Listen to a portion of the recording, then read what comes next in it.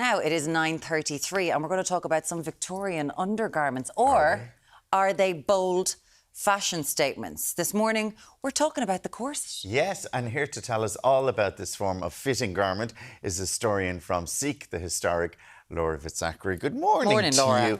I mean, over the years they've made comebacks and we're seeing it back in fashion again. Who's bringing it back this time? I think, well, probably Sabrina Carpenter might be the biggest culprit for bringing the corset back, and especially when it's revealing this corset every night in our concerts. And where that kind of comes from really is from the 1980s. Vivienne Westwood's the person who really brought it back as an underwear, as outerwear, and that was the whole point of her first collection. Yeah, I think we'll see some pictures here of Zendaya and Sabrina and all that kind of stuff. But what I think is really interesting is that I've been to like loads of weddings recently where people are wearing those wedding dresses, those Vivienne Westwood ones, like they're everywhere with the corset. Yeah. You know that one, and it's so lovely. So my thing is, when I think of a corset, I think, oh sweet mother of Jesus, you can't breathe. This is the most uncomfortable thing in the world. Is it? Well, it's a great question, especially when it comes to actors in period dramas. They're the ones who are usually given out about corset being quite too restrained or uncomfortable. That was never really the case with corsets. And we also have to look at what a corset actually is. So the term corset really comes from the early 19th century, but actually what people kind of get confused with is the term stay. Because we're seeing it here where you were literally pulled into it, and you were holding onto a bed and your maid was pulling it. It's like... we can't say that there was absolutely zero health problems with wearing corsets, but by the time at this period with Bridgerton, for example, we're looking at 1810s, 1830s. The waistline for dresses is much higher, so the stays aren't as restrictive as you see here. So what's been kind of perpetuated through historical and period dramas is this idea that you were pulled in, you were tightened in. What that is tight lacing. Now, tight lacing, there's even a huge debate amongst all of us historians, did it even exist? And that's trying to create an unnatural waistline, trying to change your waist. When you actually look at waistlines, this is a fantastic one that's from Ireland, that was made in Ireland, in Dublin, in the 1750s. If you were to buy, that's a stay, so not a corset. And I'll be talking about that in just a moment. That's a stay, not a corset. What's a stay? So the stays were your original version of a corset. They grow out of the 17th century, your boned bodice. And the whole point of any kind of structured undergarment like that is to keep you supported, like a bra. Yeah. Make sure that what you're wearing on top of it fits you. What was the boning? So the boning itself, great question, but the boning itself in this case would have been reed, but people also would have used baleen. So people call it whalebone. Yeah. Right. Whalebone is not actually the bone of the whale. What it's coming from is from the mouth of the actual whale itself. So baleen is almost like a horn-like substance. And when you take the fibrous blades from an actual whale's mouth, take all the hair off it, it becomes this really lovely structure that keeps you supported.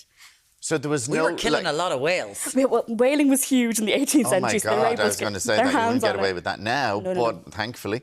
So there was no pulling of the lacing and the corsets in them. They were boned. They were boned. You would have had to lace it up to get it onto you. But not this kind of like really restrictive, very tight lacing. With that body shape there, and when I go to exhibitions and look at older clothes and these body shapes, when you see tiny waists, it's like there is something happening. It's not a natural body shape. Yeah, so what you see there is the actual stay itself being tightened quite small for you to see it. The whole point was creating a conical shape. Okay. So where the actual shape of it would have been is quite round at the front, so it's quite straight. You almost get this kind of uni boob, this kind of mono bosom, as they say at the very top of it, and that's to create a kind of a cone shape, a conical shape for a dress to fit over it. You don't really get any kind of angle forward or cups until you get corsetry. That comes in very late 18th century into the 19th century. I want to go as a uni boob. Let's go back then to Vivienne Westwood then, and she brought it all back, and then this became this outerwear thing. Then,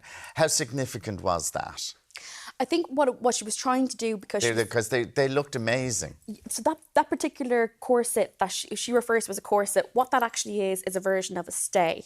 So we're looking. So that's where they are different in your For most people, they're nearly the same, are they? I think people use the term for both, but it Yes. is important to kind of look at the difference between the two, because when you have a stay, you'll notice adjustable straps. What Vivienne Westwood there is doing is giving a nod back to the 18th century. So that's an 18th century painting she's using.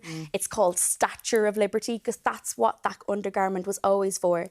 They were meant to be comfortable, and they were meant to have your clothes fit really well on top of you. So people who do wear corsets, like historical reenactors that I would know, are quite comfortable. They'd wear them nearly daily because it's like wearing a bra. For anyone who's looking at Irish fashion designer Aoife McNamara now, she's got a top that's shaped like a corset. So when we talk about corsets, it was there to provide support. We have this idea in our head that they were very uncomfortable. They ended up they, like everything, they evolved. So they evolved from this boning material, or reeds, which I never knew had been used before. Would reeds have been that, like if they were bound together that much, they provided that much support, did they? Absolutely. Now, you would have needed a lot more. And the problem then, when you were talking about tight lacing earlier on, like really pulling them in, they would snap. If you've got a reed stay on and you're tightening it too much, they're gonna start snapping. But at one stage they moved to metal. Yep. So what happens there is we're heading into the Industrial Revolution. Yeah. So as you move into the mid-19th century, the term stay isn't really being used anymore. That's kind of been left behind in the 1700s. The two words are used together to talk about this supportive undergarment. Yeah. But really by the 1850s, so this is a fantastic German one. Both of those corsets are on display actually in the National Museum of Ireland, Collins Barracks. But you can see now you've got the cups. Yes. So you're starting to angle forward. Yeah. And if you noticed, you can actually take that one off and on from the front. From the front. So this is where it changes. Yeah, this is And there's metal in that. the metal eyelets. So the little eyelets, which are the little fasteners in the front, that's where the metal's coming in. And there was corsets for children. There were corsets for children, yeah. Children were lightly boned, wore lightly boned stays when they were kids. Boys would have worn them up to about 8. Girls would have then, of course, worn them then right throughout their lives. This is a brilliant one from the 1920s, just to show you the little small corsets. But you'll notice adjustable straps, lacing, and then, of course, the myth then of tight lacing. That really kind of comes out of the Industrial Revolution. Okay, Yeah. so everything that I've had in my head isn't real. Sometimes that can happen with fashion history. Why do they want the boys to wear them? So the whole point of having anything kind of lightly boned was to help with your posture. Okay. That was the whole point of those kind of garments, was to support. Sit We're all up. going to be sitting up nice and straight. And if we were all wearing corsets now, we'd all be sitting like We'd this. all be sitting up straight. We'd keep your back nice and straight. We've kind of lost that, actually. We have. And so we wanted to kind of keep that posture really from the get-go. While they're young and while they're malleable a bit more still, kind of get them and make sure their posture is really kept in But there is, I'm sure that you've probably had, I don't know, in your panto career, if you've ever had one on. I've tried one before. And you are restricted in movement. You are. And I mean, some pieces of clothing still restrict us. I remember the skinny jean era when we couldn't walk too far. Good point. We would have always had some kind of something like that. Can we move on and look at Sabrina Carpenter and what she's been wearing and what Zendaya and other people, and go through some of these that? Of course. Yeah. Yes. So they fell out of favour. Like, why did we stop wearing them? So you mentioned metal earlier on. Now, Yeah. some corsets would have had metal inserts, like spring steel. That would have been the Leathams. Do you remember the 12-Fit house that used to be on Jervis Street in Abbey? They were a company that used to make corsets in Dublin, and they always boasted having spring steel. That's to help you bend. And then elastic would have been brought into corsets in the 1870s. So I'm assuming the ones now are much more comfortable. Oh, they're much more comfortable. However, when they're making the historical ones, they're obviously not using historical methods, because actresses and actors still say they feel uncomfortable wearing them. Yeah. They were always custom made. They were custom made to you.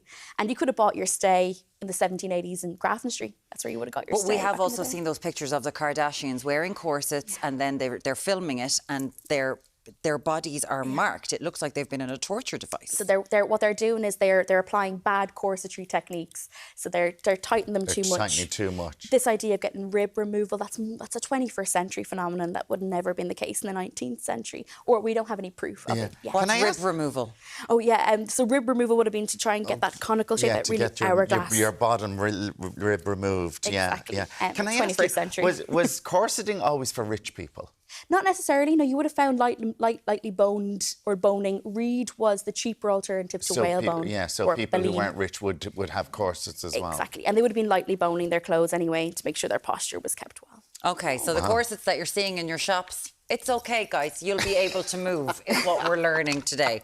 Laura Fitzachary, fashion historian. You can find you on Seek the Historic. Thank you so much for joining us. Thank you so much. Thank you. This fella's mad for a corset. Mad for a corset. Just to suck it all in. Isn't that right, Thibaut?